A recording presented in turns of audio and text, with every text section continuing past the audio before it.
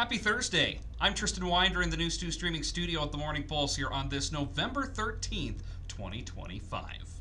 Yesterday, the North Platte community broke ground on what's set to become the largest housing project in the community's rich history. Legacy Point at Fritz Farm is included in the under-construction Francis Corridor, which will soon unlock significant new development opportunities in eastern North Platte, as cited by North Platte Area Chamber and Development Corporation President and CEO Gary Pearson. In the construction area that's going to tie a whole new section of the community together, new commercial developments, new housing developments of all kind, some recreational amenities perhaps, some cultural type things. I mean, it's just huge. It's a huge effort by this entire community to come together and make things happen. The nearly 800-unit complex will also drastically aid the ongoing Lincoln County housing crunch. In the nearby area of Phillip Avenue at the intersection of McCabe Avenue, the City of North Platte Water Department has closed the westbound lane of Phillip Avenue at the intersection of McCabe between Phillip Avenue and East H Street. That closure began yesterday and will remain in effect until the project is completed. Alternate routes are needed during the construction as there's only one lane of traffic between Phillip Avenue and no through traffic will be allowed on McCabe Avenue.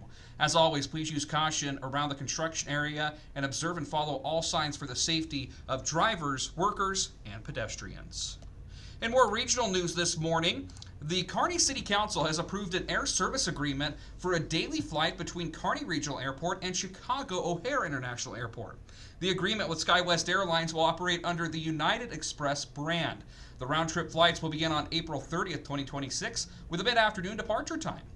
Kearney Mayor says that the flight could be loaded into the booking system as soon as this Friday, though. The aircraft has a typical seating capacity of about 50 passengers. The terms of the agreement are scheduled for the service to continue through at least the 31st of October, 2027. Of course, in big national news today, the longest government shutdown in U.S. history has officially come to an end. After convening for the first time in nearly 2 months, the House passed a funding bill Wednesday.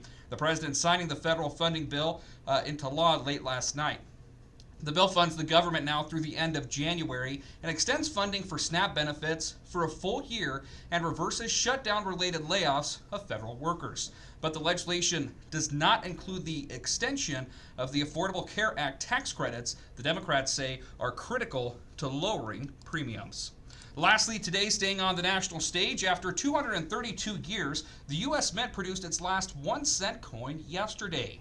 Earlier this year, President Trump announced that he ordered the nation to stop making the penny, saying each one cost nearly 4 cents to create.